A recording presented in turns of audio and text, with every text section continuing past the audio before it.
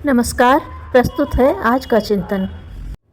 हमारे देश की एक बड़ी विचित्रता है कि एक ओर तो यहाँ ऊंचे से ऊंचे दार्शनिक और बौद्धिक सिद्धांतों की चर्चा सुनने में आती है और दूसरी ओर मूढ़ से मूढ़ अंधविश्वासों के दृश्य दिखाई पड़ते हैं। संसार के विद्वान इस देश को ज्ञान की भूमि मानते हैं और उपनिषद दर्शनों के सिद्धांतों को पढ़कर मुग्ध होते हैं, पर यहाँ के बड़े बड़े पंडित एक छींक हो जाने या कुत्ते के कान फड़फड़ा देने से भी ठिठक जाते हैं और आवश्यक काम को भी स्थगित कर देते हैं। यहाँ के स्त्री पुरुष बालक वृद्ध सभी श्रेणी और वर्गों के लोग अंधविश्वासों पर इतनी अधिक श्रद्धा रखते हैं कि देखकर आश्चर्य होता है। इस प्रकार का वातावरण यहाँ इतना व्यापक है कि आधुनिक शिक्षा प्राप्त और नए विचारों के कहे जाने वाले लोग भी उससे सर्वथा मुक्त नहीं रह सकते और घर के पुराने संस्कारों के वश में या दूसरों की देखा देखी अंधविश्वासों को मान्यता देते ही हैं। उदाहरण के लिए आप मुहूर्त संबंधी विचारों को लीजिए। छोटा बड़ा कोई कार्य करना हो, ऐसे लोग सबसे पहले उसके लिए शुभ मुहूर्त पूछने को पंडित जी के पास दौड़े जाते हैं। जन्म से मरण तक जितनी सामाजिक क्रियाएं और संस्कार हैं, उनके लिए तो मुहूर्त देखा ही जाता है, पर किसी काम के लिए 10-20 कोस की यात्रा करने, नई दुकान खोलने, नए मकान में रहने के लिए भी मुहूर्त देखा जाता है। यहाँ तक कि अनेक व्यक्ति नए कपड़े पहनने तथा स्त्रियां चूड़े पहनने के लिए भी शुभ और अशुभ दिन का ख्याल रखते हैं। इसका परिणाम यह होता है कि अनेक आवश्यक कामों में विलंब होने से हानि हो जाती है और बहुत से कार्य सुविधाजनक समय को छोड़कर असुविधापूर्वक करने पड़ते हैं। जैसे आप अपने जन्मोत्सव संस्कार करने के लिए 10-20 मित्रों को बुलाकर जलपान कराना चाहते हैं। गर्मी की ऋतु में सुबह 10 बजे तक सबको सुविधा और आराम रहता है, पर यदि पंडित जी ने शाम के 3-4 बजे तक मुहूर्त बतला दिया तो कोई लू और गर्द गुबार के समय आना या ज़्यादा ठहरना पसंद न करेगा और मुहूर्त के कारण आपका उत्सव फीका हो जाएगा। शकुन के संबंध में भी ऐसी ही बात देखने में आती है। छींक आने, बिल्ली का रास्ता काट जाने, भरा या खाली पानी का घड़ा सामने से आते देखकर लोग कार्य की सफलता असफलता की भावना पहले से ही तय कर लेते हैं और अकारण ही कार्य को स्थगित कर अपनी हानि करते हैं। ऐसे लोग यदि किसी बीमारी के लिए वैद्य को बुलाने जाते हों और रास्ते में कोई अपशकुन हो जाए तो पहले से ही बीमार के मरने का निश्चय कर लेते हैं। छोटी श्रेणी के लोगों में, विशेषतया स्त्रियों में, जादू टोना, मंत्र तंत्र, झाड़ फूंक, नजर गुजर का बड़ा दौरा है और इनके बड़े कुपरिणाम समय समय पर देखने में आते हैं। यहाँ की स्त्रियां अपने छोटे बच्चे के बीमार हो जाने पर उनकी चिकित्सा कराने के बजाय नज़र लग जाने का संदेह ही करती हैं और वैद्य या डॉक्टर से दवा लाने के बजाय ओझा और सयानों से झाड़ फूंक कराती हैं।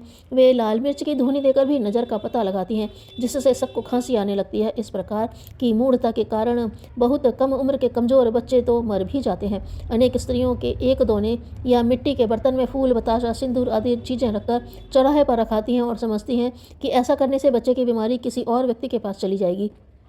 इस प्रकार की मूढ़ताओं का परिणाम यह होता है कि बीमारी बढ़ जाती है और फिर इलाज करने से भी कोई नतीजा नहीं निकलता। भूत पलीत जिन्न प्रेत आदि के विषय में जितने किस्से यहाँ सुनने में आते हैं, उतने संसार के किसी देश में नहीं सुने जाते।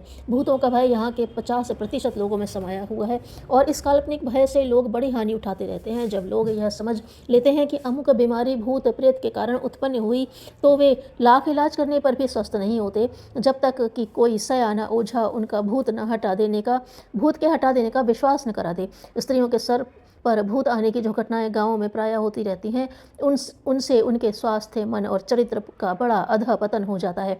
यहाँ की जनता इस प्रकार के अंधविश्वासों ने इतना अधिक जोर पकड़ रखा है कि उसके कारण सदा तरह तरह की भयंकर घटनाएं घटित होती रहती हैं। कुछ समय पहले एक विद्यार्थी ने रावण के सिर काटने और पुनर्जीवित हो जाने की कथा पढ़कर महादेव जी के सामने अपना सिर चढ़ाने की चेष्टा की, पर गर्दन का कुछ भाग कटते ही वह यंत्रणा से बेहोश होकर गिर गया। बाद में चिकित्सा करके उसे बचाया गया। इसी तरह कानपुर में तपेश्वरी देवी पर एक व्यक्ति ने अपनी जीभ काटकर चढ़ा दी। ज़्यादा खून निकल जाने से उसके प्राण संकट में पड़ गए और भी कई लोग इसी प्रकार का बलिदान करते हुए देखे जाते हैं, जो या तो अधिक घायल होकर मर गए या पुलिस द्वारा आत्महत्या के अपराध में गिरफ्तार होकर उन्हें जेल की सजा पाई। ऐसे लोग किसी से यह सुन चुके होते हैं कि पृथ्वीराज के कवि चंद ने देवी के आगे अपनी जिह्वा काटकर वरदान पाया था और पृथ्वीराज रासो जैसे मशहूर ग्रंथ लिखा था। गोस्वामी तुलसीदास जी के संबंध में यह किस्सा मशहूर है कि वे शौच से बचा हुआ जल एक बबूल के पेड़ पर डाल दिया करते थे।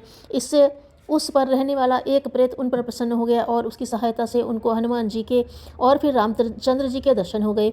इस पर विश्वास करके अनेक लोग शौच जाते समय अपनी पूरी सफाई न करके भी पेड़ों की जड़ों में पानी डालते देखे गए हैं। इस प्रकार की मूढ़ताओं का अंत नहीं और उनके कारण अनेक अनर्थों की सृष्टि होती रहती है।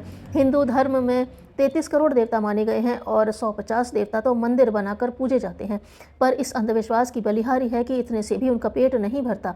नए नए देवताओं का आविष्कार करके उनकी पूजा भी आरंभ कर दी जाती है। कुएं वाला, चौराहे का देवता आदि की भी बड़े जोरों से पूजा की जाती है। इतना ही नहीं, पीर मर्द, जहार, पीर, सैयद आदि की पूजा भी लाखों हिंदू स्त्री पुरुष करते रहते हैं। हिंदू संस्कृति की दृष्टि से यह पतन की पराकाष्ठा है। इसका कारण यही है कि हिंदुओं में अंधविश्वास की इतनी अधिक प्रबलता है कि धर्म के संबंध में उन्होंने बुद्धि को गिरवी रख दिया है और जो कोई जैसे बहका देता है वैसे ही ईंट पत्थरों के सामने नाक रगड़ने को तैयार हो जाते हैं।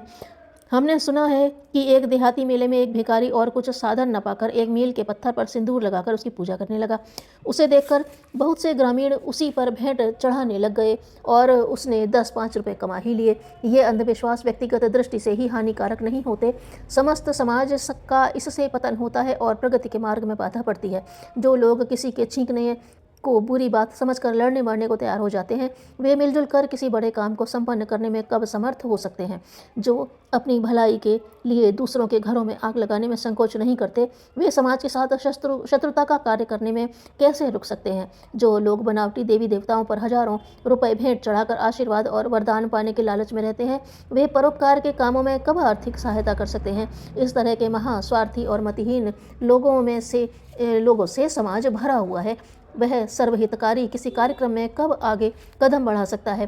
वास्तव में अंधविश्वास व्यक्ति और सामुदायिक प्रगति में एक बड़ी बाधा के समान है। जब तक करोड़ों व्यक्तियों का धन, समय और परिश्रम इस प्रकार के उल्टे उन्नति विरोधी कार्यों में लगा रहेगा, तब तक हितकारी और कल्याणकारी कार्यों की पूर्ति की आशा नहीं की जा सकती। इस दृष्टि से देश भर की एक बहुत बड़ी जनसंख्या में फैले हुए ये तरह तरह के अंधविश्वास उपेक्षा के विषय नहीं हैं और इनको मिटाने के लिए हर प्रकार से प्रयत्न करते रहना सब समाज हितैषियों का कर्तव्य है। श्रम की सार्थकता मनोयोग के समन्वय से ही संभव होती है।